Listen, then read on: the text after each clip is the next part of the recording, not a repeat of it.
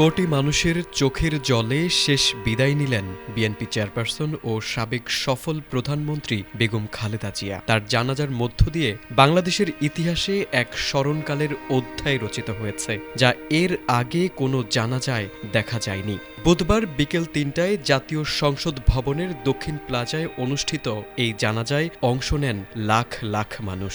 শুধু বাংলাদেশ নয়, বিশ্বের ইতিহাসেও এটি কোনো মুসলিম নারীর সর্ববৃহৎ জানাজা বলে ধারণা করা হচ্ছে। জাতীয় মসজিদ বাইতুল মোকাররমের খতিব মুফতি আব্দুল মালেকের ইমামতিতে জানাজা অনুষ্ঠিত হয়। এতে প্রধান উপদেষ্টা ড.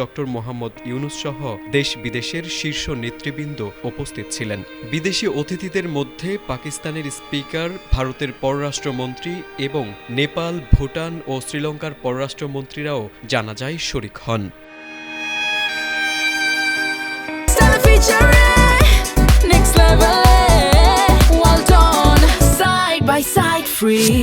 দেশের রাজনৈতিক অঙ্গনের শীর্ষ নেতারাও খালেদা জিয়ার শেষ বিদায়ে অংশ নেন। উপস্থিত ছিলেন বিএনপি মহাসচিব মির্জা ফখরুল ইসলাম আলমগীর, জামায়াত ইসলামের আমির ডাক্তার শফিকুর রহমান, তিন বাহিনীর প্রধান সহ বিভিন্ন রাজনৈতিক দলের নেতৃবৃন্দ ও বিশিষ্ট ব্যক্তিরা। এছাড়া নারীদের জন্য জানাজায় বিশেষ ব্যবস্থার আয়োজন করা হয়।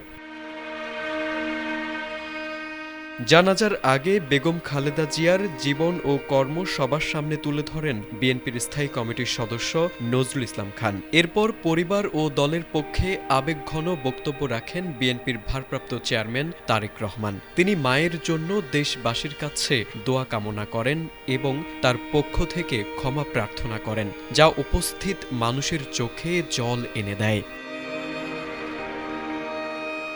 খালেদা জিয়াকে শেষ বিদায় জানাতে বুধবার সকাল থেকেই মানিক মিয়া অ্যাভিনিউ ও আশেপাশের এলাকায় মানুষের ঢল নামে।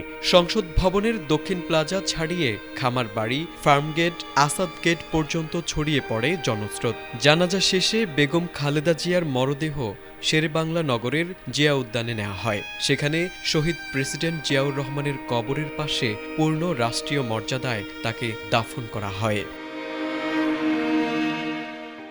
তারেক আজিজ, এটিএন বাংলা।